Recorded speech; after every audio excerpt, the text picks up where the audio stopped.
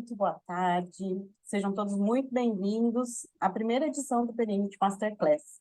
Para quem ainda não me conhece, eu me chamo Gabriela Vitório, sou bióloga, sou especialista em gestão ambiental e auditora líder da 14001. Eu estou há 4 anos aqui na Perinit, né, e atualmente eu estou na equipe de conteúdo, onde eu crio os e-mails de comunicação, que são enviados, né, para os nossos clientes, e elaboro os documentos para a nossa base de conhecimento. Bem, agora que vocês já me conhecem um pouquinho, eu vou falar um pouco mais sobre o Masterclass. Nessa edição, são 3 painéis tratando de assuntos que nos demandam muito. Na semana passada, a gente teve os painéis de gestão de riscos e controles, né? E o de auditoria. E hoje, dia 24 de outubro, nós vamos falar, nesse nosso terceiro e último painel, infelizmente é o último, sobre gestão de continuidade de negócio. Os links dos eventos passados, a gente vai compartilhar com vocês aqui pelo chat, tá? Então, vocês que não puderam participar ou querem ver de novo, a gente vai compartilhar com vocês os links. Vamos lá, recapitulando, né? O nosso objetivo aqui durante os painéis é mostrar de forma simples um exemplo de usabilidade, ou seja, a prática alinhada com os frameworks da ISO 31000, do IPPF e a ISO 22301. Lembrando, gente, que se vocês tiverem dúvida, podem encaminhar para a gente aqui, que a gente, no final desse painel, vai esclarecer as dúvidas de vocês. Então, muito obrigada. Hoje eu tenho aqui comigo Eduardo Matos e Isabela Chaves. Eu vou pedir para eles se apresentarem. Obrigada, Gabi. Bom, Ai, ladies first. Obrigada, Edu. Tudo bem? Tudo bem. Bom, oi, pessoal, boa tarde a todos. Meu nome é Isabela Chaves, estou há 6 anos na Perinit. Atualmente, eu sou gestora de conteúdo e instrutora da Academia Perinit e dos programas do Básico Bem Feito, e sou especialista de continuidade de negócio, atuando aí junto com os nossos clientes, né, dando apoio metodológico, ajudando, né, a esclarecer essa jornada aí de desenvolvimento, né, do processo de continuidade. Edu? Olá, pessoal. Boa tarde a todos que estão nos assistindo. Boa tarde, minhas colegas aqui, Isabela e Gabi, ao Bueno que está aqui na produção. Meu nome é Eduardo Matos, eu sou formado em administração, eu sou pós-graduado em finanças, eu sou professor da disciplina de auditoria e controles internos na FECAP, aqui em São Paulo. Atuo na Perinit já há 14 anos, né, no time de consultoria técnica operacional comercial, onde a gente atua com a pré-venda, criação de cases, não é, para os clientes, fazendo as apresentações para todos os nossos potenciais clientes. Então, quero chamá-los para acompanhar esse último episódio. Passou muito rápido esses 3 painéis, né? Tá passando, mas o tema de hoje é bastante importante também. Eu só queria, antes de passar a palavra para a Gabi novamente, informar que a Perinit vai realizar um acesso trial na nossa aplicação. Para aqueles que acompanharam aqui o Masterclass e têm interesse em manusear a solução. Então, nós vamos preparar um case semelhante a esses que foram apresentados aqui na parte de auditoria, de riscos e de continuidade que vai ser apresentado hoje. Então, você que tiver interesse, manda um e-mail para eduardo.matos, com 2 T's, @perinit.com. Eu vou colocar o meu e-mail também ali no chat para vocês. Então, aqueles que participaram e tiverem interesse de manusear, de acessar, enfim, ter um pequeno exemplo da usabilidade, nós recomendamos, isso não vai ter custo nenhum, né? Esse acesso vai ser por alguns dias, e daí pode mandar um e-mail para mim, eu já estou colocando lá o meu e-mail no nosso chat, tá bom? Muito obrigado, bom painel para todos nós, para todo mundo que está acompanhando. Gabi. Obrigada, Edu. Como a gente já havia falado, né, como eu já havia falado aqui na minha fala mesmo inicial, os painéis anteriores, que a gente tratou de riscos, controles, além de auditoria interna, nós mencionamos neles que o primeiro passo essencial para a execução dos trabalhos é a parte de definição da estrutura organizacional. A estrutura, né, essa estrutura organizacional, ela é sempre explicada, foi explicada sempre no começo dos painéis. E aqui ela terá um papel de trazer os processos já mapeados. Eles vão estar associados aos cenários que serão aos cenários que vão ser acionados, né, nesse nosso nesse nosso processo aqui de continuidade. Então, pessoal, dito isso, eu vou chamar a Isa para compartilhar a tela. Ela vai iniciar essa navegação demonstrando a visão da segunda linha. Depois, na sequência, o Edu vai mostrar a visão da primeira linha em 3 níveis de alçada: dono do processo, responsável pelo acionamento e o executor das tarefas do PCM. Então, muito obrigada, Isa, é com você. Obrigada, Gabi. Bom, pessoal, antes de eu compartilhar a tela, eu gostaria de trazer alguns pontos importantes aqui para você que quer implementar o processo de continuidade de negócio na sua organização. O primeiro deles é você buscar apoio da alta liderança, tá? Porque você precisa desse apoio para que você consiga desenvolver os processos que nós vamos demonstrar aqui em tela, tá? Um segundo item é desenvolver a política de GCN, né? Os manuais de continuidade também, para que você tenha tudo formalizado, tudo certinho, para que todos, né, tenham acesso a essa informação e consigam entender, né, como funciona de fato a continuidade dentro da sua organização, tá? Um outro item muito relevante é vocês formarem um comitê, né, para definições de estratégias. E esse comitê, é interessante que ele seja multidisciplinar, com gestores, né, profissionais aí dos processos da cadeia de valor, dos processos primários, né, da cadeia de valor.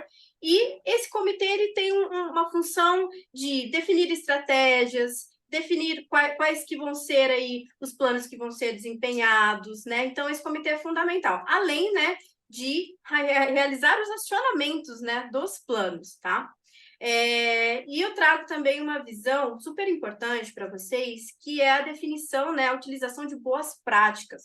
Já existem várias práticas de mercado, pessoal, então não precisam inventar roda, podem utilizar os frameworks de mercado. E aí eu quero mencionar o principal que a Gabi já até mencionou, que é a ISO 22301, que traz a estrutura, né, o sistema, né, de gestão de continuidade de negócio. Então, você consegue, né, visualizar do começo ao fim esse processo para poder implementar dentro da sua organização, tá?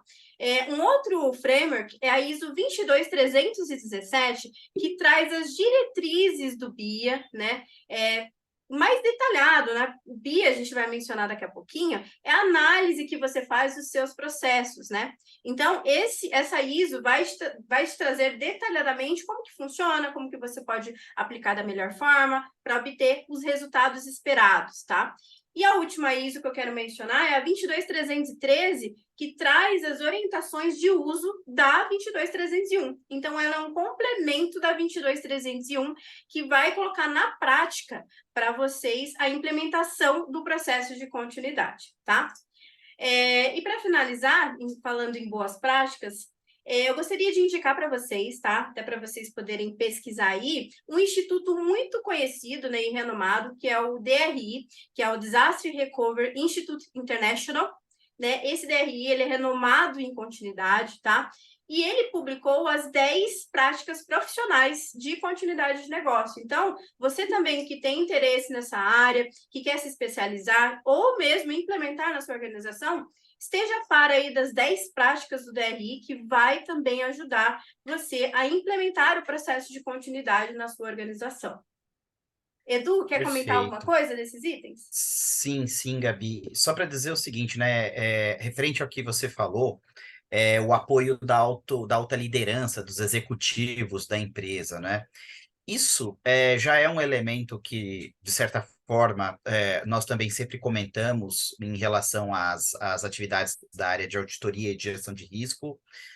São trabalhos que precisam também do apoio da alta liderança da empresa. Isso tem que vir do topo da pirâmide para baixo, para as pessoas saberem a importância desse trabalho. Então, tem que começar com esse patrocínio, tem que começar avalizado por eles.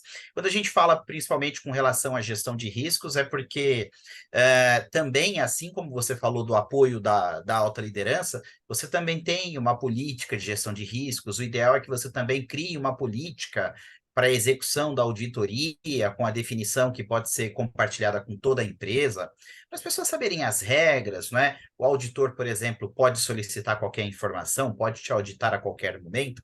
Como é que funcionam essas regras? E tudo isso está dentro da política. A política é como se fosse a lei dentro da empresa, né? Aqui no nosso país, na vida comum a todos, a gente tem o legislativo que faz as leis, tem o executivo que vai lá e sanciona as leis, e nas empresas, as políticas é aquilo que tem poder de lei, e os executivos, a alta liderança, fazem aquilo ter valor, né? A presidência, o CEO, enfim. Outra coisa também com relação ao comitê que você mencionou. O comitê aqui, Isa, ele então, eu posso entender, né, que ele tem o papel de definir quais são as contingências, os processos de continuidade mais críticos, a depender da situação que esteja acontecendo. Eu levo isso, né, a situação de crise para um comitê decidir, e eles também têm, eu entendo que o poder para definir quem é que vai atuar, quando é que vai atuar, bem como eles podem acionar um plano de continuidade a depender da situação, né? Pode ser que, mas eu não acredito que um comitê seria o responsável por apertar o botão, mas sim por definir, né? Quem é o responsável, o que faz. Então, meu comentário seria esse, se você também quiser comentar mais alguma coisa, mas era para destacar a importância da Sim. alta liderança, que acontece nos outros processos de governança dentro das empresas também. A política é um instrumento valiosíssimo, então, precisa, para ter essa atividade, uma política válida, aprovada, vigente, publicada dentro da empresa, e a importância do comitê para decidir as situações críticas, e, acima de tudo, né, o comitê tem autoridade, né? O comitê tem a Exatamente, Du. prerrogativa de escolher. Exatamente, Du. Exatamente Então, isso. o comitê tem esse poder, até por estar no nível tático, né? E é necessário, né? Como eu falei, a importância de ter esse comitê, porque são profissionais que conhecem do negócio, né? Principalmente dos processos primários, têm condição de definir as estratégias, de definir qual é o momento de acionamento de determinados planos, que a gente vai falar isso daqui a pouquinho. Então, ele é fundamental para que esse processo ocorra aí dentro do esperado, tá?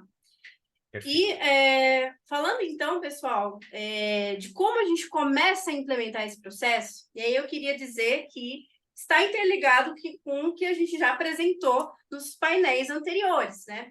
E um primeiro item que eu quero destacar é a importância de vocês terem um mapeamento de processo, tá? E aí vocês vão entender o porquê disso aqui. Então, primeiro ponto fundamental é vocês terem toda a lista, né, de processos. Se vocês não tiverem e tentarem iniciar o processo de continuidade, vocês vão ter muita dificuldade. Por quê? Porque a gente precisa saber quais são os processos críticos, né? Lembra que eu mencionei do BIA? Então, o BIA é você fazer a análise do impacto, a tradução é análise do impacto de negócio sobre os processos da sua empresa. E como que você vai fazer o BIA se você nem sabe quais são os processos? Então, é fundamental que você conheça os seus processos, certo? Beleza, você já sabe quais são os processos que existem dentro da sua organização, e aí você começa, então, a aplicar o BIA, tá? E o BIA, eu vou compartilhar a tela agora, é um questionário, nada mais é que um questionário, tá? Deixa eu só escolher minha tela aqui, um momentinho. Aí, se vocês puderem confirmar se estão vendo minha tela. Sim. Então, Sim. o BIA é um questionário, tá? Que é aplicado com determinadas perguntas, né? Que nós vamos avaliar.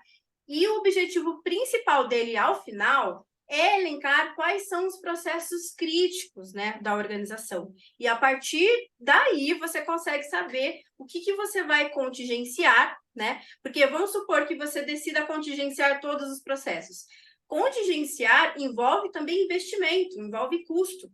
Então, pode ser que você não consiga espelhar uma outra estrutura inteira da sua empresa, né, para contingência. Então, você tem que saber o que é mais crítico para você contingenciar somente esses processos, tá? Essa é a intenção. Então, vamos criar um formulário para isso, tá? Então, eu vou acessar aqui o módulo de formulário, tá? Aqui eu tenho um exemplo de BIA, o BIA 2023. Por quê? O BIA, recomendado aí pelas melhores práticas, deve ser aplicado uma vez ao ano. ou dependendo da frequência que você tenha, né, alteração aí na sua estrutura, nos seus processos. Mas, se você conseguir fazer uma vez ao ano, já tá bom, tá? E aí você saca, então, esse formulário. A gente tem aqui um cadastro base, né, com o título, né? Então, tem que remeter ao BIA, ao ano que ele está sendo aplicado. Eu tenho aqui uma descrição que eu posso também trazer informações, né, para o usuário que vai responder, deixar claro, né, olha, é o BIA de 2023 que você tem que responder, então a gente pode trazer um texto aqui nessa descrição. Eu tenho aqui, só que essa daqui não é obrigatório, tá? Vale ressaltar. Eu tenho aqui, então, o campo de acesso e controle, que são os responsáveis, né, por gerenciar este formulário do BIA, e aí, no caso, você, que é responsável por GCN, vai estar aqui alocado, e outros profissionais que necessitam estar aqui, tá? Eu tenho uma categoria, né, que vai tipificar este BIA, né, para que você possa utilizar em filtros posteriormente, montar consultas, né, para visualizar aí uma forma aí mais fácil, né? Eu tenho uma estrutura de avaliação, porque, como eu disse, o BIA, no final, vai extrair o ranqueamento do processo, certo? Vai gerar o ranqueamento do processo. E, para isso, eu preciso de uma avaliação de notas. Então, eu estou trabalhando com uma escala aqui de 5 níveis e um nível sem avaliação, porque podem existir processos que não vão ser avaliados, né? Determinado impacto. A gente vai ver mais para frente sobre isso. Então, eu tenho esses níveis aí, muito baixo, baixo, médio, alto, muito alto, e o sem avaliação, tá? Bom, questionário criado, eu vou para a estrutura, né, de fato, das minhas questões. E como que ela é feita, né? Eu tenho a visão de páginas, né? Lembrando que a gente também tem que se preocupar com a experiência do usuário que está respondendo, né? Então, eu tenho uma estrutura de páginas. Na sequência, né? Como vocês podem ver aqui, a gente tem as páginas do pré-BIA, do entendimento do processo e das análises de impacto. Então, está dividido aí em 4 páginas. Dentro do pré-BIA, eu tenho a seção com um questionamento. Quando o processo da sua área é interrompido, e aí dentro dessa seção eu venho com algumas perguntas. Esse pré-BIA é um balizador para a gente saber se aquele processo realmente faz sentido ser respondido o BIA inteiro ou não. Então, ele vai balizar isso, tá? Então, aqui a gente tem, pode ocasionar problemas graves no atendimento aos nossos clientes nas primeiras 24 horas, então, quando o processo é interrompido, pode ocasionar problemas financeiros, operacionais, podem sofrer sanções de órgãos reguladores. Então, a gente faz essas perguntas, né? E aí nós configuramos para que, se ele responder até 3 perguntas com a resposta sim, aí ele libera os demais questionários aqui, as demais páginas, né? Então, a gente consegue configurar para que, de repente, se ele falar não para tudo, então ele nem segue o preenchimento, tá? E nas demais páginas, a gente tem avaliação aqui, entendimento do processo, onde vamos avaliar aí a questão do tempo do processo, entradas e saídas, né? Então, entradas fornecedores, requisitos, saídas, medição de eficácia do processo, produto e serviço, quais são as políticas, procedimentos, os recursos materiais, né? Máquinas, dispositivos, as pessoas que estão envolvidas e que são mandatórias para a execução desse processo, e os KPIs aí que são utilizados para medir aí a performance do processo, tá? Depois disso, a gente vai para a análise dos impactos. É aqui, né, a partir da análise dos impactos, que nós vamos conseguir mensurar, né, o ranqueamento, tá? Bom, a gente tem, antes de fato de começar os impactos, a gente tem uma análise dos objetivos de recuperação do processo. E são os tempos, tá? Que estão lá na metodologia. Então, para quem quiser consultar na ISO, esses tempos estão lá. Então, a gente tem o RPO, que é basicamente a posição de dados que você tem a partir do momento que parou. Qual que é a última posição de dados? A gente pode até chamar de last backup, né? Qual é o último backup? Posição de dados que você tem e que não vai ser prejudicial para o seu processo, tá? O RTO, a gente pode dizer que já é um objetivo de recuperação. Então, por exemplo, se eu parei o meu processo, eu posso ficar com ele parado até 2 horas. Passou desse tempo, aí eu já tenho que entrar em contingência. Então, você tem que saber exatamente, né, esse tempo, né? Eu sei que é mais para o feeling, por isso que quem responde é o dono de processo, que conhece todas as rotinas, que sabe exatamente esse tempo aqui. E o MTPD é aquele tempo, olha, que se estourou o RTO, Chegou no MTPD, significa que é o tempo máximo tolerável. Se passar desse tempo, aí nós vamos ter perdas significativas, tá? Bom, após a análise dos tempos, a gente começa com os impactos. A gente começa com o impacto financeiro, e aí, se vocês observarem, a gente tem destacado aqui o peso, né, do impacto. Então, cada impacto tem seu peso. Isso daqui tudo é parametrizável, tá, gente? Então, se você achar que o financeiro tem um impacto menor, né, um peso menor, dá para configurar.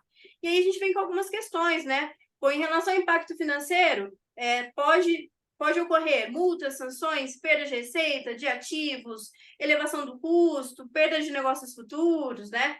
E aí você avalia esses impactos numa timeline de tempo, tá?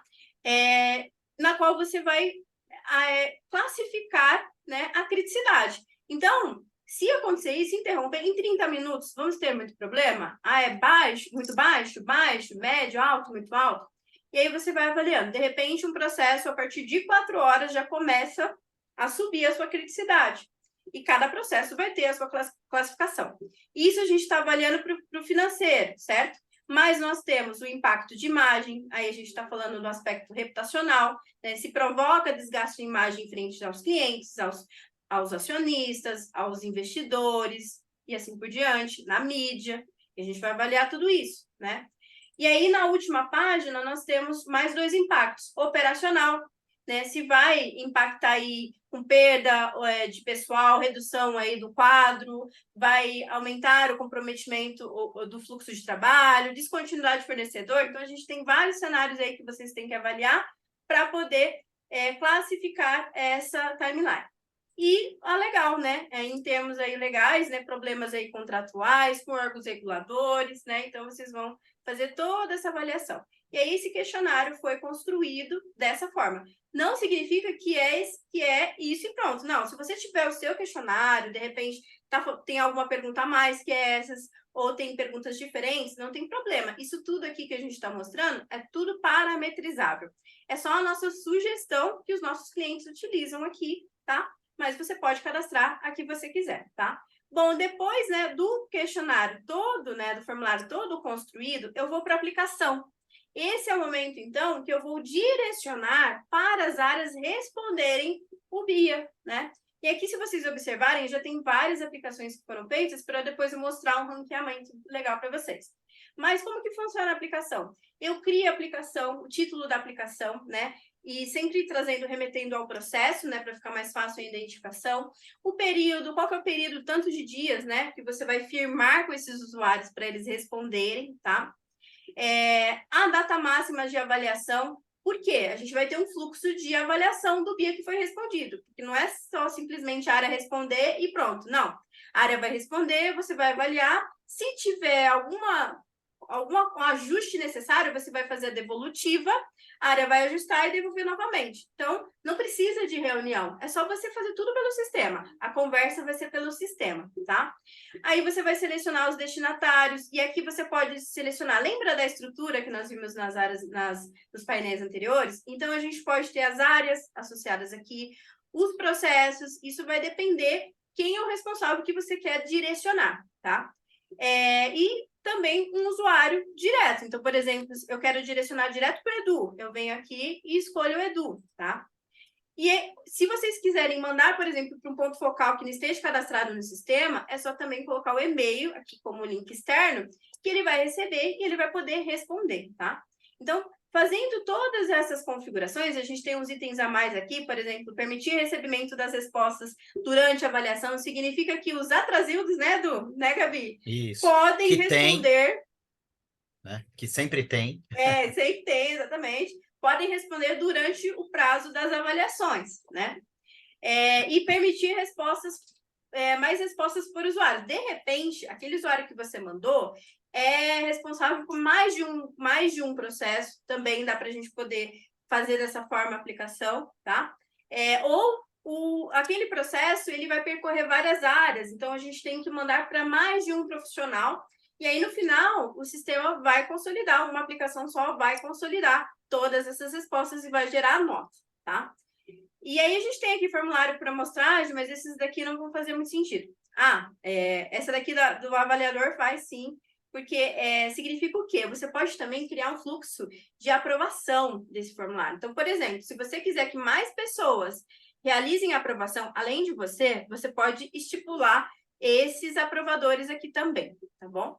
Então, feito isso, a aplicação pronta, agora eu vou pedir para o Edu compartilhar a tela, que ele vai demonstrar a resposta, tá? Deixa eu parar aqui e, Edu, fique à vontade. Então, vamos lá, pessoal. É esse daqui. Deixa eu ver. Vocês estão vendo já o ambiente? Não, ainda não, né? Não. Não? Não foi?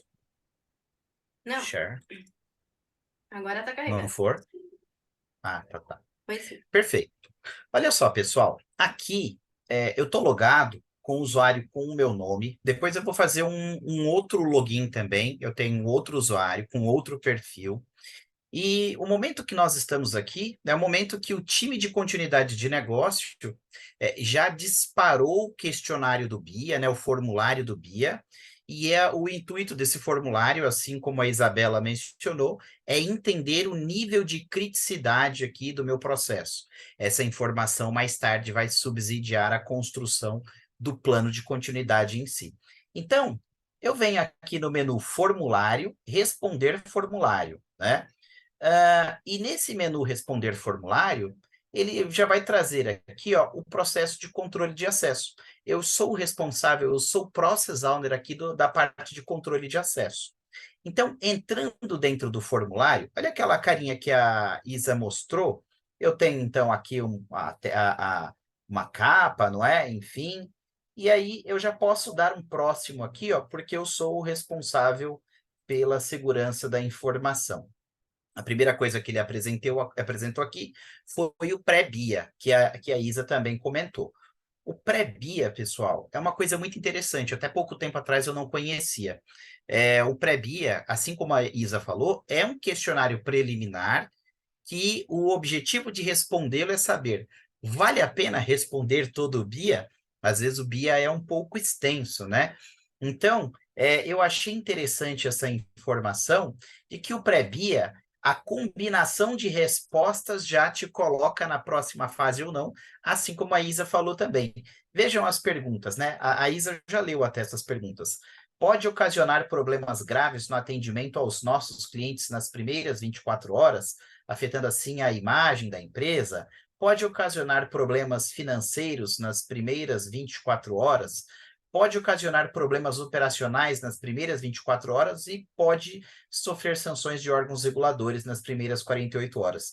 Então, é como se eu desse 3 dessas respostas aqui como sim, significa que eu já tenho que seguir adiante, por mais que a próxima aqui, uma delas, não tivesse a resposta positiva, significa que eu já devo responder o BIA. Como vocês podem ver, a gente, para adiantar aqui, nós já colocamos as respostas, né? Só para facilitar aqui, mostrar o trânsito de navegação e mostrar mesmo o processo de aplicação do BIA.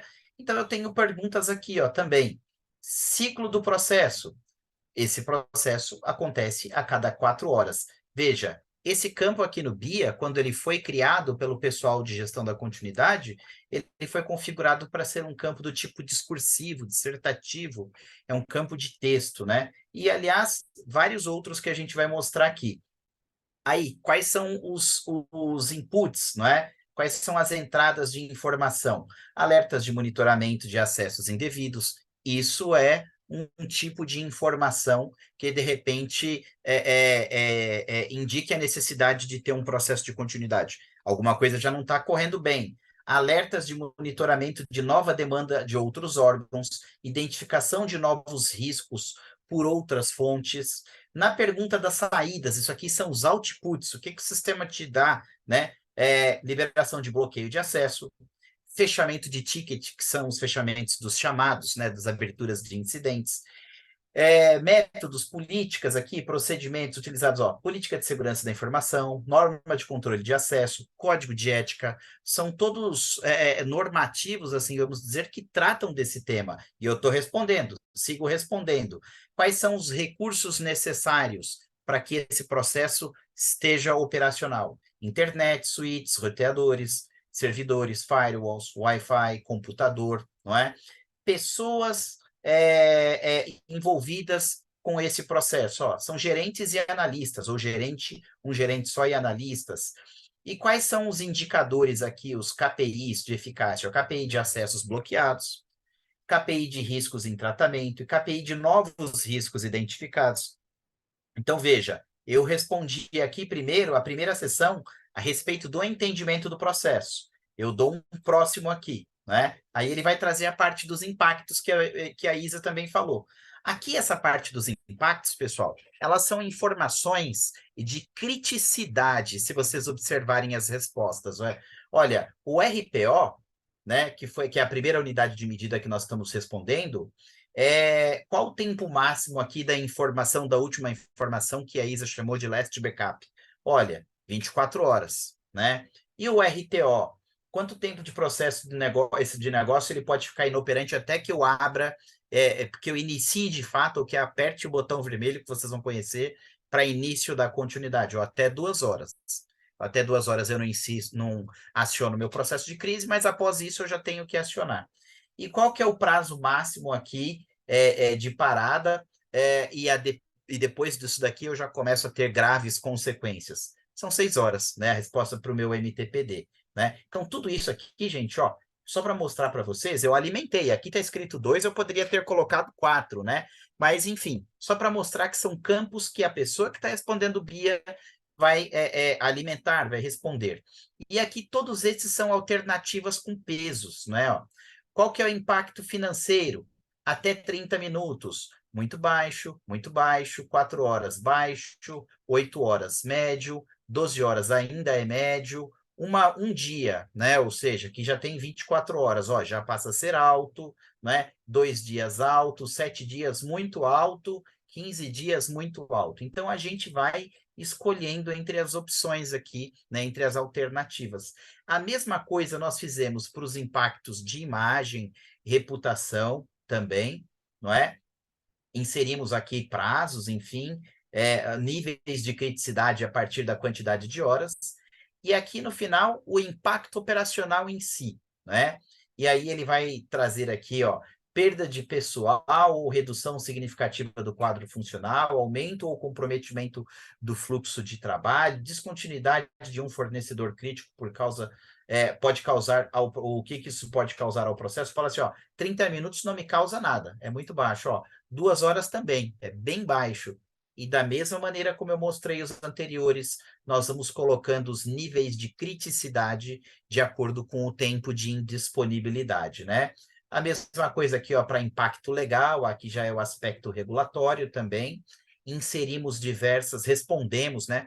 Agora, pessoal, uma coisa importante, eu estou mostrando aqui para vocês um modelo de apresentação de maneira bem rápida, né? Enfim, mas isso daqui deve ser sempre respondido com o tempo necessário. A pessoa tem que fazer a análise devida, porque é com base nessas informações, porque essas respostas vão gerar o ranqueamento que a Isabela vai mostrar. E é justamente esse ranqueamento que vai fazer com que a empresa defina o que vai ser contingenciado ou não. Nenhuma empresa, nem mesmo as maiores corporações do mundo, conseguem contingenciar 100% dos seus processos, são somente os processos mais críticos, aqueles que são essenciais. Então, essas respostas são importantes, porque isso aqui vai se transformar em subsídio, em informação que é orientação, né, para a criação posterior do plano de continuidade de negócio. Tendo todos os itens aqui respondidos, eu posso dar um enviar resposta. E aí, quando eu faço esse envio de resposta, a Isa já vai receber lá essa resposta e isso já vai possibilitar gerar o ranqueamento. Então, para de compartilhar aqui, né, Isa? E você Isso. mostra aí. Enquanto isso, eu vou pedir para o Gabriel colocar enquete, nossa enquete, primeira enquete, até que eu compartilhe a tela aqui, tá? Olha só, pessoal, só para dar uma lidinha aqui com vocês. Já existe esse processo de continuidade implementado na sua empresa? Então, aqui são para os nossos espectadores, né? Ó, as 4 opções aqui para vocês escolherem entre elas é sim, o processo já tem maturidade. Sim, porém com baixa maturidade. Não, mas temos interesse em implementar e não, neste momento, não está alinhado à estratégia da organização. Então, daqui a pouquinho a gente divulga as respostas dos participantes aqui. Isso. Vocês estão vendo a minha tela? Sim. Bom, pessoal, após a resposta do Edu, e aí a gente está simulando aí o usuário da primeira linha, né, o responsável aí, o dono do processo, então a gente já consegue mensurar e fazer o ranqueamento, né, que a gente está esperando, certo? E aí aqui, então, no menu de relatórios, a gente já tem esse ranqueamento. Inclusive, é um ranqueamento visual, né? A gente consegue fazer uma classificação, escolher as cores que a gente vai visualizar e já saber, né, pela ordenação, qual é o processo mais crítico e qual é o processo menos crítico, tá? O processo, então, que o Edu respondeu, ele foi classificado como médio aqui, deu uma nota 52 aqui. Mas o processo mais crítico aqui, para mim, está sendo segurança patrimonial. Na sequência, sustentação e envio para transporte. Isso vai depender, né? Por exemplo, a escolha de quais processos vocês vão contingenciar vai depender do apetite a risco que vocês definiram na política, tá? Então, por isso que a gente mencionou, né, que é importante ter a política, né, tanto a política de continuidade, mas também a política de risco, porque é ali que vocês vão definir qual é o apetite. E a partir do apetite, fica muito mais fácil vocês saberem quais processos vocês vão contingenciar, tá? Então, aqui a gente escolhe, né, os mais críticos e baixo e muito baixo não vamos contingenciar, tá bom? E agora, após, né, a aplicação do BIA, né? Eu queria relembrar um item muito importante. Após a finalização do BIA, ranqueamento final, vocês devem buscar a aprovação da alta administração, tá? Da alta liderança em relação a esse BIA. Eles devem avaliar e assinar embaixo, tá? Então, vocês podem tanto fazer essa aprovação aqui, né, pelo sistema, quanto fazer externo, porque a gente sabe que às vezes a alta liderança não quer acessar o sistema. Então, compartilha em reunião, mostra para eles e aí pega o de acordo deles, porque isso é fundamental, porque aí vocês vão focar a construção dos planos baseado nesses processos, tá? Bom, então vamos agora começar a construir os planos de continuidade, tá? E para isso a gente vai acessar o menu aqui de GCN, só que antes de fato de construir, eu queria só mencionar que existem algumas parametrizações muito importantes, tá? Antes de a gente criar um plano, que são as informações de status, né, da sequência dos planos, as categorias que vão tipificar esses planos, os acessos que a gente vai mencionar, que são os cenários de acionamento, tá? Então, isso aqui são parametrizações que são feitas para que a gente possa criar um plano de continuidade. E aí, quando a gente fala de plano de continuidade, pessoal, a gente não está falando só de um plano, não. Se você acha que plano de continuidade é um só, não é. O plano de continuidade é a composição de 5 planos, tá? Os 5 planos fundamentais para que você consiga realmente sair do estado, né, da parada, né, da interrupção do seu processo e que ele não leve a problemas críticos na sua organização. E quais são esses planos? O primeiro que eu posso mencionar é o plano de emergência, né, que atua com as equipes de emergência. E aí sempre remete a problemas, né, ameaças, né, que foram concretizadas, assim, físicas, né, não tecnológicos. Isso vai ter também. Mas o plano de emergência remete sempre a salvar vidas, né? Vidas importam. Então, ele vai focar nisso, tá? Depois a gente tem o plano de gestão de crise, plano de comunicação, porque são planos que um complementa o outro, tá? Que a alta liderança... Oi? Oi, só uma coisa, não está aparecendo a telinha da pesquisa com vários, não sei se... Eu não cliquei, não. Ainda não. Ah, tá bom. Desculpa. Tá? Não, eu tô mencionando, e daí depois eu vou explicar perdão. aqui. Imagina. Tá bom. E aí nós temos, então, o de gestão de crise, né, com um plano de comunicação, que é a alta liderança que vai conduzir, né, esses planos.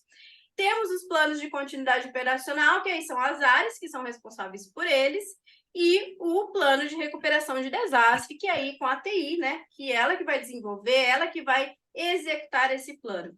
E até como o Edu falou, eu tenho aqui alguns exemplos, não são todos, tá? Mas para vocês vão ter que ter os 5 planos aqui. Eu tenho 3 exemplos, eu tenho um de continuidade operacional, outro de gestão de crise e o de recuperação de desastre. Eu vou demonstrar hoje para vocês o de recuperação de desastre, né?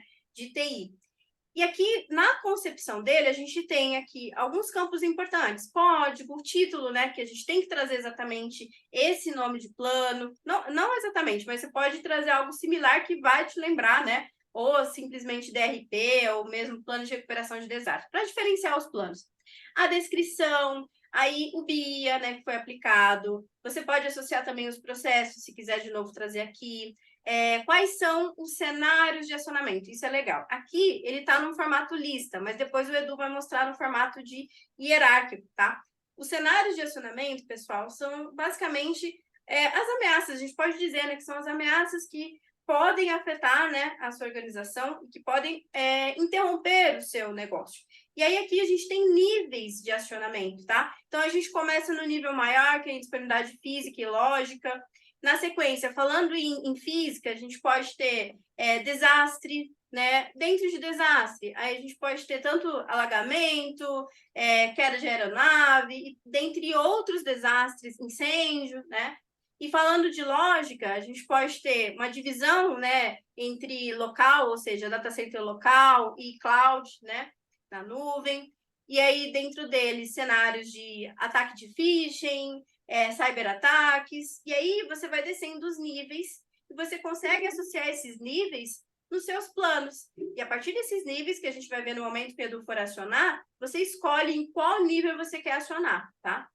Bom, a partir da definição dos acessos, né, cenários, você define qual que é o objetivo do plano, isso é fundamental, porque ao final, se vocês quiserem emitir um relatório, emitir o plano em formato TXT, vocês podem compartilhar dessa forma, mas se não quiserem, não precisa. Por quê? Porque é só simplesmente os responsáveis terem acesso ao sistema que eles vão visualizar o plano todo detalhado. Então, não necessariamente precisa fazer impressão e tudo mais, pode vir direto no sistema, tá? E aí a gente tem alguns campos complementares, né? Por exemplo, a data de início, que passa a vigorar esse plano, que pode ser acionado, a categoria, né? A data máxima para revisão, falando em boas práticas, né? É recomendável, que eu já mencionei do BIA, do plano, se aplica também. Uma vez ao ano, vocês fazerem a revisão, tá? Pode associar as áreas responsáveis, e aqui um ponto fundamental: quem são os usuários responsáveis que vão executar este plano? E aí você vai associar aqui esses usuários, tá? E aí a gente vem agora para o planejamento. Esse planejamento aqui, pessoal, é a chave, né? A chave do seu plano. Por quê? Aqui que a gente vai trazer todo o detalhamento das atividades que vão ser executadas no plano. A gente tem 2 exemplos aqui de macroatividades, que a gente chama de categoria, no caso aqui, que são agrupadores. Então, quando esse DRP for acionado, vamos ter uma ativação da contingência, se vocês se recordam que eu mencionei lá do RTO, chegou na parte do RTO, né, estourou o tempo de RTO, aciona o plano. E aí começa, então, a ativação da contingência e, na sequência, atividades de restore, tá? Na ativação da contingência, a gente tem atividades aqui como ativação do data center alternativo, migração de serviços de aplicativos, redirecionamento do tráfego de rede, tudo, né, para o data center alternativo, testes de verificação, e aí a gente encerra a contingência aqui. Então, a gente tem várias atividades, e se vocês observarem, a gente configura essas atividades em relação à ordenação. Então, se é uma atividade que vai ser sequencial ou paralela, o tempo que ela tem que ser executada, porque a gente cronometra o tempo, tá? Se é uma atividade que tem que ser, por exemplo, predecessora, né? Se tem uma determinada atividade que tem que ser executada antes dessa. Então, por exemplo, essa atividade 28, para que eu execute, a 26 tem que já ter sido concluída. Então, aí eu consigo executar. E aí eu trago aqui os responsáveis, sempre o responsável principal e um suplente, né? Para a gente poder saber se, de repente, o Eduardo não conseguir executar, esse outro usuário consegue. Então, você consegue configurar, né? Fazer esse planejamento, conforme eu estou mencionando aqui, para que você, no momento que acionar, as atividades já vão ser direcionadas. Os responsáveis não vão precisar do plano impresso, não. Eles já vão receber a notificação, já vão saber pelo próprio sistema quais atividades que eles vão executar. Então, né, gente, no momento que está pegando fogo, você acha que vocês vão se preocupar em pegar um papel impresso? Não, gente. Vai lá no sistema, o sistema já vai entregar de bandeja as suas atividades que devem ser executadas, tá? Bom, o plano está tudo pronto, está tudo certo. A gente tem um fluxo de aprovação, lembra que eu falei aprovação da alta administração? Pois é, os planos também devem passar por aprovação da alta administração. A gente tem esse fluxo também, e o último nível aqui do status, né, é o disponível para acionamento. Então, ele passa por vários status, né, aprovado, e depois fica disponível, né? E aí, agora eu vou pedir para o Edu mostrar a tela de como é feito o acionamento, a execução e o acompanhamento do plano que foi acionado. Perfeito, pessoal. Então, olha só. Eu vou compartilhar agora a tela em que eu tenho um perfil. Edu, Olha só aqui. Isso, eu vou falar da enquete. Fica à Isso. vontade, Edu. Pera só um pouquinho que isso apareceu aqui para mim. Olha só. Já existe esse processo de continuidade implementado na sua empresa? Então, nós tivemos aqui 9% das respostas dizendo que sim, né? Nós tivemos 29% dos respondentes falando que sim, porém com baixa maturidade. 41% não temos, mas tem interesse. E 21% não tem isso implementado e acha que isso não está alinhado na estratégia. Então, no curto, médio prazo, isso não deve acontecer. Interessante. Você sabe que de todas as frentes de governança, quando nós falamos em pilares de risco, controle, auditoria, compliance e continuidade entra nela, isso é um elemento que, apesar da ISO 22301 não ser uma ISO de agora, de poucos dias, ela já tem alguns anos de publicada, mas isso começa a ganhar força, tá? Então, hoje a Perinit tem, por exemplo, clientes grandes, corporativos, que estão no Brasil e no exterior, que são multinacionais, com processos maduros e implementados. Temos clientes grandes que também não têm, né? Exato. E temos clientes pequenos que estão aí já entrando no processo de resiliência, de gestão das suas crises. Então, é um resultado interessante. Eu acho que o resultado, a tradução desses percentuais aqui, sobretudo do 9 mais 29 aí, que vai dar quase 40%, de sim, com maturidade ou não, e 41% aí que não tem, mas que tem interesse, ou seja, já sabe a importância desse processo. Excelente, excelente. Aí, daqui a pouquinho, assim que eu terminar aqui essa navegação, antes de devolver para a Isa, né? Acho que o Bueno pode já lançar a segunda pergunta, que deriva desta primeira, né? Então, a Isa foi lá e construiu o plano. Vocês já estão vendo a minha tela aqui já, né? Estou compartilhando já? Sim, sim. Estou, né? Então tá. Então, o plano foi criado. Uma vez que o plano foi criado, vou aumentar um pouquinho aqui, ó, eu já posso vir aqui e acionar a contingência. Então, vocês lembram que a Isa mostrou ali uma série de cenários em formato de lista? Então, aqui eles estão hierarquicamente, ó. Vou entrar dentro de um cenário de indisponibilidade física. Ele falou, tá bom, indisponibilidade física no site de São Paulo ou de Brasília. Aí eu vou lá e falo, por exemplo, em São Paulo. Ele fala, tá bom, então que tipo de cenário que é? Nós só temos aqui desastre. Eu poderia ter outros. Então, seleciono o desastre, aí ele vai trazer alguns tipos, né, de desastres que foram parametrizados aqui, a continuidade. Trata-se de alagamento, de incêndio, de queda de aeronave, então faz de conta aqui, ó, que é um cenário de incêndio. Até que ele trouxe um plano de recuperação de desastre, um DRP, e aí, pessoal, eu vou mostrar aqui para vocês, vou aumentar um pouquinho mais, se eu exagerar, vocês me avisam, que eu tenho aqui, ó, dois botões. O vermelho faz um acionamento real. Então, eu disparo, de fato, aí uma contingência que precisa ser executada, porque, de fato, estamos em crise. Eu também tenho um cenário aqui que é acionado através desse botão, que é um lápis e uma régua, tá? Neste outro ícone aqui, eu disparo os testes. Os testes que são extremamente importantes, porque para que as coisas deem certo de verdade na incidência real, né? Tem que testar, né? Você tem que ter exercitado, você tem que ter testado, né? Exatamente. Se você não fizer isso, grandes coisas podem dar errado aí, né? Então, não é isso que a gente quer. Eu vou acionar aqui um de teste, ó. Eu vou selecionar o cenário de teste. Veja Então, que ele posso vai... só complementar? Claro, por favor. Eu Claro. sei que existem vários tipos de teste, tá, de continuidade. Um deles, por exemplo, é o teste de mesa, que você vai simulando e escrevendo.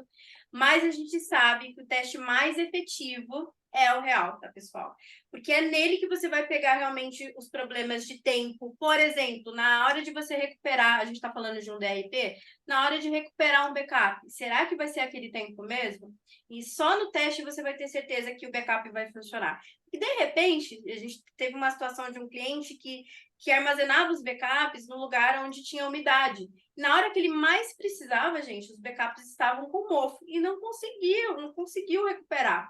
Então, por isso que o teste é fundamental, tá? A partir do teste, vocês conseguem identificar as vulnerabilidades, corrigir os problemas, corrigir os planos, os tempos, tá? E é isso, Edu. E aí o teste real é Perfeito. fundamental. Nós tivemos aí algumas semanas o Perint Week, e um dos temas de um dos painéis que foram com os nossos parceiros da KPMG, com o Thiago Labliuk, com o Marcos Fujita, e com também, eu acho que o Alexandre Borges, foi justamente um longo tempo desse painel foi dedicado ali a falar em relação ao exercitar esses testes, né? Então, é muito importante fazer esse exercício para garantir que na hora H, mas é o que a Isa falou. Olha, para garantir que deu certo, é só num caso real. Aqui, como vocês viram, eu cliquei no acionamento de uma continuidade teste, tá? Aqui, ó, eu vou escrever o motivo. Então, estou colocando aqui, por exemplo, incêndio na sala dos servidores. Ele já vai trazer aqui a descrição do plano de continuidade, descrição essa que foi inserida lá na criação do plano, que a Isa mostrou, né? E aqui, pessoal, eu insiro uma mensagem de teste, uma mensagem que as pessoas receberão nos seus e-mails, né? Então eu venho aqui, ó, e insiro aqui, ó, prezados, estamos iniciando nossas ações em processo de contingência DRP por motivo de incêndio. Queiram seguir as orientações conforme planejado no plano de continuidade, que é exatamente aquela parte que a Isa mostrou. As categorias, as atividades, os passos, se é crítico sim ou não, o tempo, se a atividade pode ser feita de forma simultânea sim ou não, né? O usuário principal e o seu suplente também. Então, as pessoas envolvidas vão receber uma notificação eletrônica e ela vai ter essa mensagem que foi inserida aqui agora, tá? Aqui, pessoal, como vocês já sabem, quando nós criamos um plano, ele sempre foi balizado ou foi apurado a partir de um BIA, que chegou ali no nível de criticidade, isso foi subsídio para a criação do plano. O BIA é aplicado em processos, e o processo é um pedaço da empresa que pertencem a uma área, enfim. Mas esse campo de área que eu tenho aqui, pessoal, serve para informar outras áreas que também serão afetadas ou impactadas por este plano de continuidade aqui, tá? Em função deste cenário, ok? Aí eu venho aqui e clico em salvar. O fato de ter feito isso significa que eu já acionei o plano. Eu vou acionar também rapidamente aqui, pessoal. Vou aumentar novamente, ó, cenário de indisponibilidade física, novamente em São Paulo, desastre, novamente incêndio, só que aqui agora eu vou no botão vermelho, eu vou acionar a contingência real, né? O motivo aqui eu vou colocar mais uma vez, incêndio na sala dos servidores, tá? E eu vou aqui eu também tenho uma classificação de acionamento, vou falar que a criticidade, então, desse acionamento, a classificação dele é alta, e vou também salvar, tá? Então, eu acionei a continuidade, e agora eu já vou para o passo do executor. Então, agora eu vou passar de acionador para o executor, para o process owner. Então, pessoal, eu só vou fazer aqui um jogo de telas e já estou cadastrado como Eduardo Matos. Agora aqui, pessoal, eu vou lá, ó. Vocês viram que lá eu tinha um item de acionamento de continuidade? no meu usuário novo aqui, como executor do processo, aquela opção não aparece mais para mim, né? Eu só consigo aqui ou criar o plano da minha área, né? Editar alguma coisa nele, ou eu consigo aqui executar o acionamento da contingência. Quando eu clico aqui, falando nisso, eu não comentei, mas desculpa. Bueno, pode lançar aí a enquete da segunda pergunta, que é derivada da primeira, por gentileza. Então, olha só, gente, nós já vimos ali, ó, das pessoas que responderam, ó, se você respondeu que sim na enquete anterior, você faz parte deste processo? Quer dizer, você está envolvido com a contingência, seja como criador do plano de continuidade, seja como pessoa que aplica o BIA, seja como a pessoa que responde ao BIA, seja como a pessoa que está nessa etapa aqui, ó, de executar ou de fazer o gerenciamento, que é o que a Isa vai mostrar depois, né? Ainda. Então, se sim, responda aí se sim, faço parte, ou se não, você sabe que tem, mas você ainda não faz parte, tá bom? Daqui a pouquinho o Bueno traz a resposta para a gente. Então, olha só, pessoal. Aqui eu tenho várias atividades que compreendem, né, que estão dentro das categorias que são as macroatividades do plano de continuidade. Então, se eu clico aqui, uma outra informação. Vocês estão vendo aqui, ó, o acionamento, ó. Esse é de teste, esse é de teste, esse é real, real, teste, real. Então, eu vou entrar aqui, por exemplo, dentro de uma ativação de teste. E olha só, eu tenho aqui, ó, reúna a equipe de recuperação de desastre designada e atribua a responsabilidade específica. Pessoal, quando eu venho... e observem que o segundo passo aqui, ó, ele não está habilitado. Eu não consigo ainda dar o play, dar o iniciar nele. O que que significa isso? Que essa atividade é predecessora dessa. Ou seja, eu preciso executá-la para que depois essa seja habilitada, né? A partir do momento que eu venho aqui, ó, e dou iniciar, o meu prazo lá, o meu RTO já começa a contar, tá ok? E aí, entrando aqui dentro da atividade, eu posso, por exemplo, ó, colocar já a informação, por exemplo, ó, equipe toda reunida e em atividade de RDP, na recuperação do desastre já. Eu posso vir aqui, posso inserir anexos se eu quiser, sejam importantes, e aqui mesmo eu posso vir, ó, e concluir o passo, tá ok? Então, fiz isso, já posso fechar aqui, ó, esse daqui já foi feito, tá ok? Se eu voltar lá, ó, e entrar novamente aqui nesse item, olha só, agora aquele que não era habilitado ficou habilitado, está ativo para que eu comece a executar para que eu execute os passos, né? Isso aqui, gente, é o equivalente à resposta ao risco, né? Então, eu tenho várias situações que eu preciso tratar em tempo de contingência, em situação de crise. Então, eu venho aqui, posso iniciar, né, como eu mostrei, venho aqui, entro dentro deste item, né? Aqui, ó, cada membro da equipe deve estar ciente. Aí vamos supor que eu vou falar aqui assim, ó, todos cientes. E eu já vou dar um enviar. Mas por algum motivo eu acabei não concluindo por lá. Não tem problema, venho e concluo aqui, tá ok? E aí, eu acho que daqui eu já passo para você, né, Isa? Ou eu faço aqui, como é que fica? Acho que você pode mostrar no administrador, Edu. Então, tá bom. Então, assim, olha só. Aqui, como administrador, eu vou mudar novamente. Ó, estou aqui no acesso como administrador. E aqui no menu de GCN, onde eu tenho mais opções, onde o meu usuário tem mais prerrogativas, eu consigo entrar dentro desse item de gerenciamento. E aqui dentro desse gerenciamento, eu consigo selecionar. Veja, ao longo aqui, ó, da criação desse plano desse DRP, nós temos aqui, ó, um plano real, um teste, um real, um teste. Temos 2 de cada.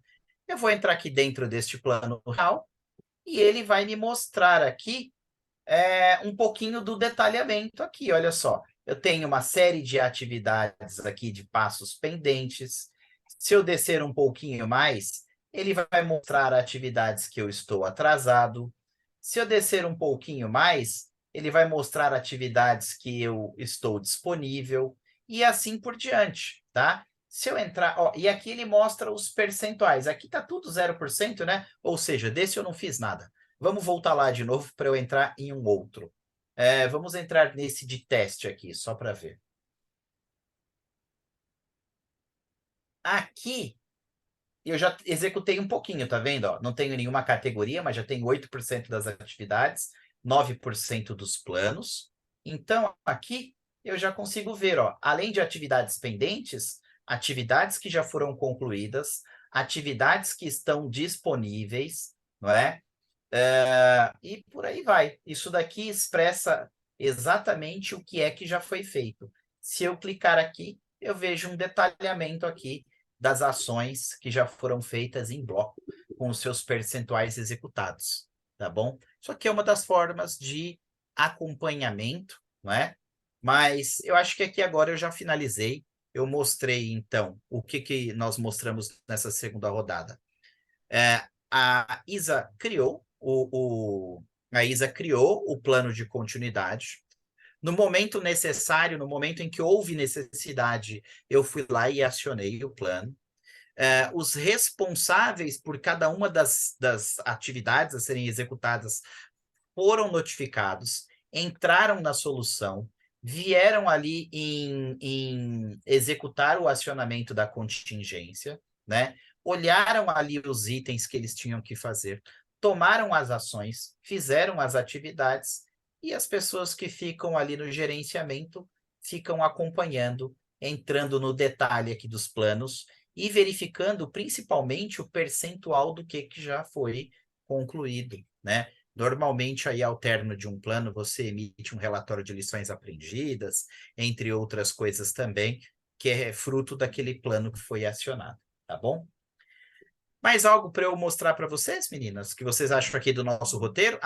Chegou aqui o nosso resultado. Ó, se você respondeu que sim na enquete anterior, você faz parte desse processo, então sim, faço parte, 68% das pessoas. E 32% não faço parte desse processo, porém tenho interesse, tá? Legal, Legal essa pessoal. enquete.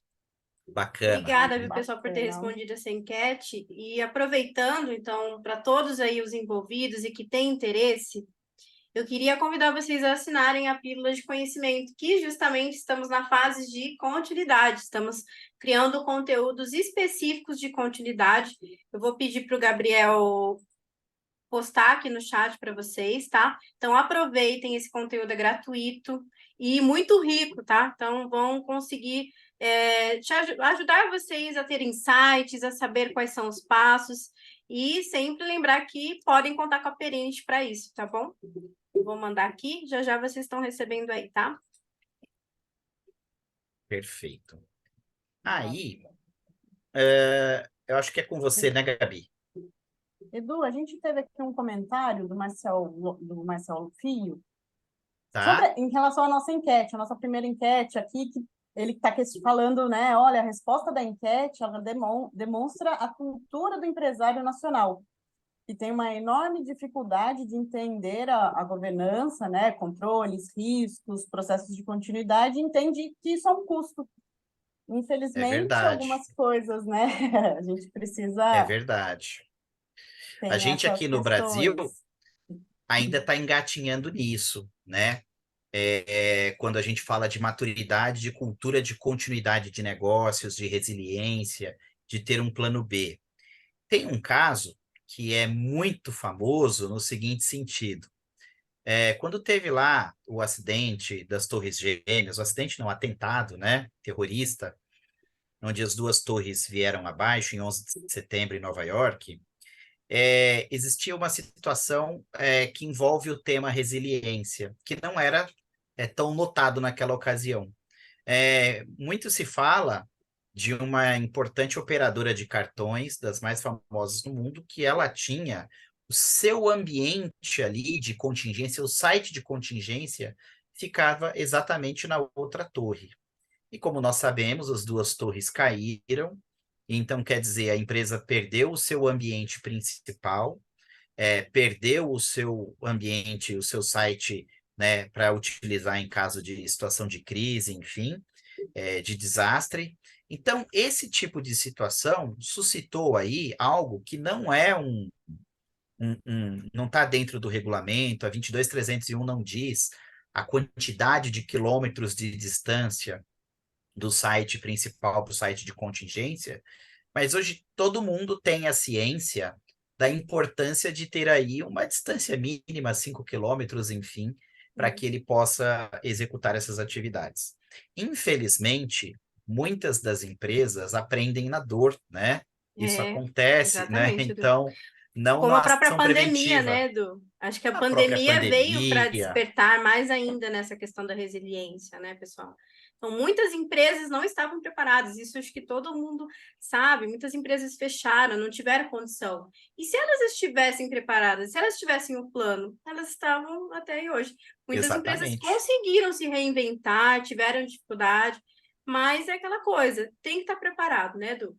Exato. De fato não é fácil, porque, assim, muito sinceramente, até uma empresa como a nossa, uma empresa que tem 20 anos, que em janeiro vai completar 21 anos, né? A gente completa 21 anos em janeiro. Até uma empresa de tecnologia como a nossa teve lá os seus desafios, né? Sim, As suas quebras de paradigmas na ocasião aí em que a pandemia se instaurou, né? Mas isso acaba também virando oportunidade e experiência para outras coisas. Hoje nós temos colaboradores no Brasil inteiro, né? E todos atuando bem, com nível de qualidade muito bom, um nível de satisfação extremamente satisfatório para quem é o seu gestor, para quem cuida ali das suas atividades no dia a dia. E muitas empresas fizeram assim, né? Então, assim como a Perint, mas não significa que foi fácil. Mas é muito importante ter um plano de continuidade, pelo menos para os processos mais críticos, para os exato. processos essenciais, aqueles que efetivamente não podem parar, tá? Então, isso de fato é importante, tá ok? Tem mais uma pergunta, né, Gabi? Na verdade, é isso, que é a do Gelson. Fica à vontade, Gabi. Isso. Edu, fica. Ele está falando aqui, boa tarde, prezados. No GCN, quais são os riscos que devem ser considerados para a elaboração do PCN? Aí que está, Gelson, não existe o risco especificamente certo, porque o GCN, esse exemplo que nós demos aqui, foi um PRD, um plano de recuperação de desastre. Então, ele está muito mais voltado, por exemplo, para o cenário de sistemas. Então, é muito comum você falar aí sobre servidores, data center, backup. Essas são as terminologias mais relacionadas a esse tipo de plano, mas existem os planos que vão garantir ali a continuidade operacional. Eu não quero parar uma linha de produção, eu não quero parar de efetuar negócios. Então, por exemplo, e quando você fala, por exemplo, de um banco, se um banco fica ali sem acesso aos seus clientes, se você não tem acesso, por exemplo, com teleatendimento, com uma mesa de operação, com uma mesa de câmbio, você tem impacto ali, por exemplo, financeiro e operacional. Por isso a importância do BIA. O Exato. BIA, ele vai levantar os principais riscos, as principais vulnerabilidades, e ele também vai abrir a sua mente aí para quais são os elementos que precisam ser tratados numa situação de crise, né? Então, o BIA é fundamental, né? Sim. Muita gente pensa que o BIA é só para gerar um score. Ó, esse Hum. BIA aqui, esse processo tem esse numerinho aqui, esse score. Esse aqui está um pouquinho mais baixo, esse aqui está um pouquinho mais alto. Mas o BIA, bem analisado e bem estruturado, traz muito mais informações por trás disso. Traz justamente os riscos aos quais a empresa, aquele processo, aquela atividade de negócio ou operacional está suscetível, e também vai trazer ali a informação do nível de criticidade, isso sim é importante, porque o ranking que a Isabela mostrou, ele vai mesmo, aquilo ali é significância, é importância. Eu tenho que contingenciar os processos mais críticos para minha companhia. É absolutamente impossível contingenciar todos os processos da empresa, né? Assim como a Isabela falou, demanda investimento, então, e não tem como você o plano B sempre é menos completo que o plano A. O plano C sempre é menos completo que o plano B, né? Então, nesse contexto, você vai para uma outra situação onde você vai fazer o que dá. E aí é até muitas vezes com um olhar de onde é que eu terei menos prejuízo, onde é que eu terei o menor impacto negativo, reputacional, financeiro, operacional, legal, regulatório, entre outros, né? Então, assim, não tenho o risco específico para falar, mas vocês viram ali. Nós avaliamos ali os impactos financeiros, os impactos operacionais, os impactos de imagem e reputação, os impactos legais e regulatórios. Então, se nós estivermos falando de categorias de risco, eu diria para você olhar essas categorias de risco aí, né? Mas é Edu, muito posso mais que isso. complementar? Por favor. Por isso que na hora que eu mencionei o fluxo, antes mesmo de vir para o BIA, é importante vocês terem análise de riscos. E, normalmente, quando vocês identificam vários tipos, mas o tipo fundamental, até para a gente poder construir tudo isso, é o tipo de risco de continuidade. Então, vocês conseguem, já no mapeamento, identificar esses riscos. Até como o Edu falou, não existe um risco específico. Isso vai variar, vai depender do seu negócio, da sua localização, de N fatores. Cada empresa vai ter um risco específico, tá? Então, vocês Exato. têm que ter essa análise prévia, essa análise pronta para vocês conseguirem construir tudo isso, conseguirem construir as estratégias, os cenários e ter os seus planos aí de uma forma bem concebida, tá? Perfeito, perfeito, Isa. E aí, só para finalizar, Gabi, existem outras duas perguntas que foram feitas aí. Você gostaria de lê-las? Claro, só um minuto, Edu, deixa eu dar uma olhadinha aqui na pergunta, vamos lá. José Sampaio perguntou: se o BIA do mesmo processo ah, for aplicada para um grupo de respondentes, como será a composição Na ou score o final, score né? final? Do score final. Posso responder? Por favor, Isa. Então, a composição nada mais é que a junção, ele faz uma consolidação de todas essas respostas, tá? Para gerar uma nota. Então, ele faz a média e gera essa nota para o score final que a gente vai considerar no ranqueamento, tá? Perfeito. Vocês viram ali que quando a Isa fez a aplicação do BIA, vocês conseguem disparar isso para múltiplos respondentes. E vocês viram também a Isa mostrando que é possível fazer uma avaliação desse relatório, desses guias respondidos. Essa avaliação que a Isabela mostrou, ele serve ali para dar uma equilibrada nas respostas, até porque você pode ter a mesma pergunta para pessoas diferentes e elas darem respostas muito extremas. Então, essa avaliação visa chegar ao equilíbrio do BIA, tá? Para que o BIA seja bem adequado mesmo, né? Sem grandes discrepâncias. E é o que é o que a Isa falou. É, é, é, ele consolida e gera a média das respostas, tá bom? Mas é Exato. importante ressaltar a questão da avaliação das respostas recebidas. Tem mais pergunta aí, Gabi? Fica à vontade. Temos mais umas perguntinhas que surgiram aqui, pessoal. O Gelson perguntando aqui: as estratégias para os planos de recuperação de crises devem ser definidas de acordo com os resultados do BIA? Exatamente, Gelson. Você tem que estar alinhado com o BIA que foi aplicado e junto ao comitê você consegue definir quais são as estratégias. Por exemplo, definir se vai ter um site alternativo, qual que é a distância, até o Edu mencionou, né? Sempre considerando a distância ideal, né? Então, você consegue, a partir do BIA, saber exatamente quais estratégias você vai conseguir definir aí, tá? Perfeito. Olha, tem uma pergunta que eu consigo ver aqui, que é da Andrea Migliari, né? Você pode mostrar, detalhar ou falar mais sobre o plano de grupo de crise?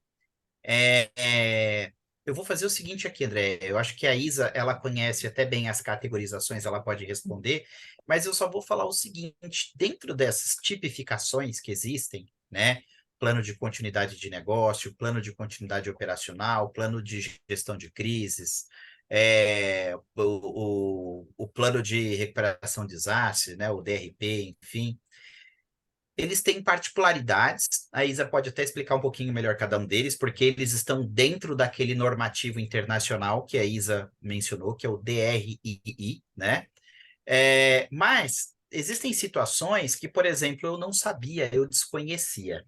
Assim como eu já mencionei aqui nesse painel, há algum tempo atrás, no evento Perinity Week, eu participei de um painel de GCN com os nossos colegas da KPMG, cujos nomes eu até já mencionei aqui. É o Thiago Labliuk, com o Marcos Fujita e com o Alex Borges. Pois bem, eles mencionaram uma situação de gestão de crise que eu nunca tinha ouvido falar.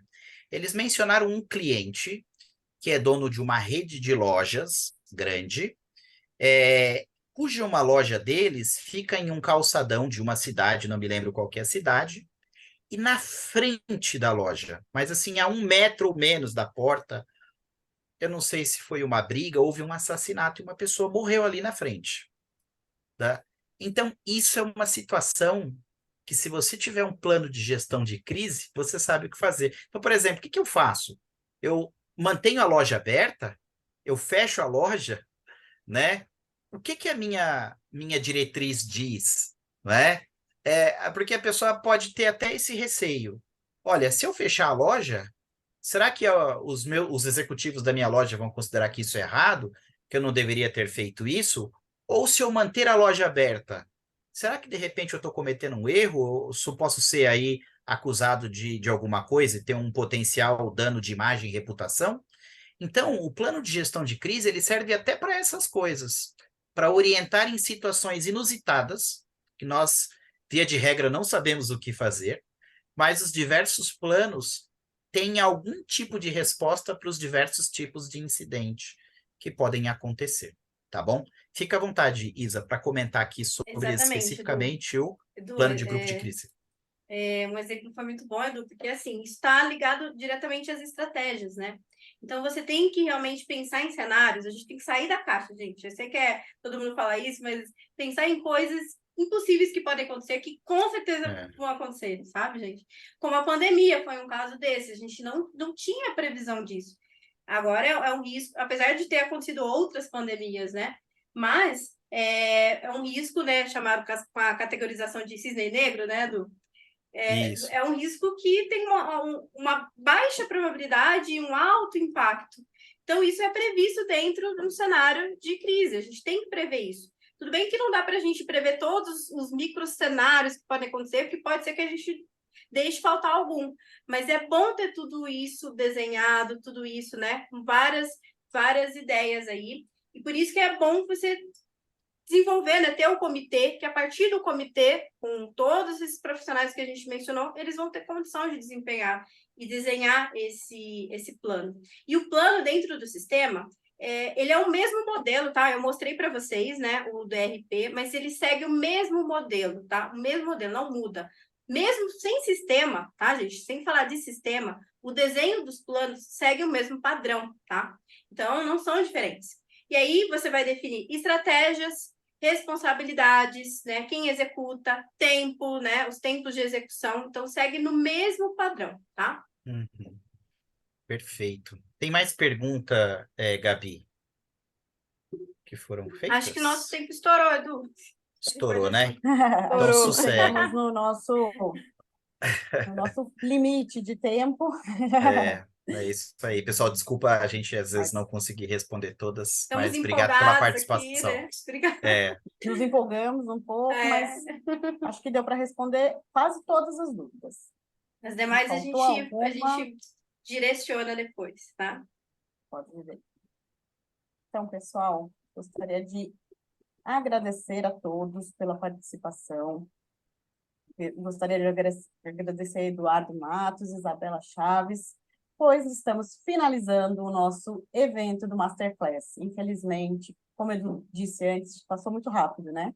Mas o objetivo foi aproximá-los, né, um pouquinho mais dessas rotinas de trabalho da nossa gestão de riscos, auditoria, o GCM, através de uma plataforma, né, de tecnologia simples e descomplicada. Então, atuando aqui de acordo com o preconizado pelos frameworks vigentes para essas tarefas. Então, muito obrigada a todos vocês que ficaram aqui com a gente até esse finalzinho, que a gente passou um pouquinho do horário, porque a gente se empolgou, mas quem participou do primeiro, quem participou dos 3, quem participou só do segundo e de hoje. Gente, muito obrigado. A participação de vocês foi maravilhosa. Vocês estarem com a gente foi muito bom. E só para relembrá-los que os vídeos eles vão poder ser assistidos na nossa plataforma do YouTube. E também vocês podem fazer suas perguntas lá para a Perinity e também deixar suas opiniões. Então, aqui um abraço para vocês. Edu, Isa, se vocês quiserem compartilhar mais uma despedida, Claro. fiquem à vontade. Bom, pessoal, agradeço muito a participação de vocês, é muito importante para a gente aqui. Eu, como instrutora, gosto de colaborar, né, disseminar conhecimento. Edu sabe, né, Edu? Educadora, acho que posso ser considerada como educadora também. Gosto disso, então é um prazer estar aqui com vocês. Podem contar com a gente sempre quando vocês quiserem. Nos sigam nas redes sociais. Se quiser chamar para a gente conversar aí depois um pouquinho mais sobre continuidade, estamos aí, né, Edu? E é isso, pessoal. Um beijo. Muito obrigada aí pela participação de todos. Aproveitando esses últimos segundos aqui, o Bueno compartilhou o LinkedIn de todos nós, o LinkedIn da Perinity também. Mais uma vez, muito obrigado, pessoal, e até breve, todos vocês. Forte abraço. Tchau, tchau.